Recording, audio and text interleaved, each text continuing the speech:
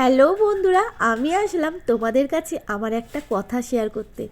বলো তো বন্ধুরা, রাস্তার কুকুরদেরকে খেতে দেওয়া খুবই অপরাধ, খুব অন্যায় কাজ। এটা আমাদের কিছু কিছু পাড়ার মানুষদের কথা।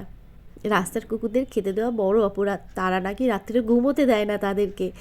যাকগে বন্ধুরা, আমি তো আমার নিয়ম মতন করে খেতে দিয়ে যাচ্ছি। ইদানিং কদিন ধরে হয়েছে চাল বাড়ন্ত হয়ে গেছে, তার জন্য ওদের খাওয়া বন্ধ করেছি তা না। মুরগির যে ছাঁটগুলো হয় সেগুলো নিয়ে এসে সেদ্ধ করে ভালো করে স্যুপ টাইপের করে ওদের স্যুপটা দিচ্ছি, যাতে যেটুকুনি ওদের পেটে যায়, পেটটা ভরে। আর কয়েকটা মুরগির পা আছে, সেগুলো বাচ্চাগুলোদের দেবো। বাচ্চাগুলো না স্যুপগুলো খাবে কি তার আগেই মারা খেয়ে নেয়, তার জন্য পাগুলো ওদের আলাদাভাবে দিই। আর এই দেখো কয়েকটা বাচ্চা, এরা উড়ে এসে জুড়ে বসেছে। এটা সত্যিই কথা, এরা আমাদের পাড়ার কুকুর না, অন্য পাড়ার কুকুর ওইখান থেকে তাড়িয়ে দিয়েছে, দিয়ে আমাদের পাড়ায় চলে এসেছে। আমাদের পাড়াও বলতে ভুল, এই গলিটার মধ্যে ওরা আশ্রয় নিয়েছে। কারণ আমাদের যে রাস্তার আগে সুন্দরীর বাচ্চাগুলো আছে, তারা এদেরকে সহ্য করতে পারে না, স্বাভাবিক কথা। এটা বেপাড়ার কুকুর, তারা সহ্য করতে পারে না।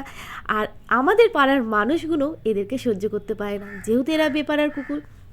আর যেই পাড়া থেকে চলে এসেছে, ওরা মার খেয়ে ভয় এখানে লুকিয়ে আছে, অনেক মাস ধরেই আছে, তারা ওই পাড়াও যেতে পারে না। তো এরা কোথায় যাবে বলো তো তোমরা? তো এরা খাবেটা কি আমরা যদি না দুটো খেতে দিই? এটাই হচ্ছে আমাদের অপরাধ। অনেকের মানুষের খুব অসুবিধা, এরা রাত্রিরে এত চিৎকার করে, ঘুমোতে দেয় না। এদেরকে না খেতে দেওয়াই উচিত। এটা কি ঠিক? তখন আমি একটা কথা বলেছিলাম, এরা তো চাকরি করে না, এরা যে খাবে, আমরা দুটো খেতে দিই বলে এরা খায়। আমাদের পেটে খিদে লাগে, ওদেরও তো পেটে খিদে লাগে, তাই দুটো খেতে দিই। যাকগে, এটা নিয়ে অত মাথা নিও না। তো যাকগে, আমি এখানে যে 4টে বড় কুকুর আছে, আর এদের অনেকগুলোই বাচ্চা ছিল, এক এক করে মারা গেছে, এখন দুটো বর্তমানে বেঁচে আছে। এদেরকে আমি পেট ভরেই খেতে দিই। এদের চালটা বাড়ন্ত হয়ে গেছে বলে এদের স্যুপ করে দিচ্ছি, কিন্তু খাওয়া বন্ধ করিনি। আর এদের একদিন যদি আমি খেতে না দিতে পারি, আমার খুব খারাপ লাগে যে আমি এদের খেতে দিতে পারিনি। যেমনি শনিবার মঙ্গলবার ওই দিন আমার ঘরে মাছ মাংস তো কিছুই হয় না, যার জন্য আমি শুক্রবার সোমবার এগুলো বানিয়ে রাখি এদের জন্য। আর যদি সেদিনকার মাংস ছাড় না পাই, সেদিনকার 1 প্যাকেট বিস্কুট যতটা হয় সব ওদের খাওয়াই, যাতে আমার মনটা শান্তি হয়, আমিও ঘরে দুটো ভাত খেতে পারি শান্তি করে। যাকে বন্ধুরা, আমাদের পাড়ার অনেক মানুষের অভিযোগ। আর আসল কথা কি বন্ধুরা জানো তো, এরা তো ঠিক করে খেতে পারে না। ও পাড়া থেকে এদেরকে তাড়িয়ে দিয়েছে, নাকি ও পাড়ার একটা অভিযোগ আছে, ওরা নাকি একটা ছাগল বাচ্চা খেয়ে নিয়েছে। সেটা জানি না কতটা সত্য কতটা মিথ্যে। তারপরে এদের এক এক করে অভিযোগ আসে, এরা নাকি হাঁস খেয়ে নিচ্ছে, মুরগি খেয়ে নিচ্ছে। যেটা ওরা শিকারি, ওদের শিকার করছে যখন হাতে নাগালে পাচ্ছে। তাও নিজেদের জিনিস সাবধানে রাখাটা আমার মনে হয় ভালো।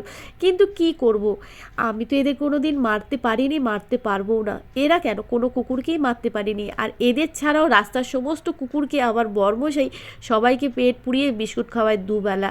আর এছাড়া আমি আগের সুন্দরীর বাচ্চাগুলোকেও মানুষ করেছিলাম পরপর 2 বছর, কিন্তু সেই বাচ্চাগুলো গাড়ি অ্যাক্সিডেন্ট হয়ে সবকটাই মারা গেছিলো।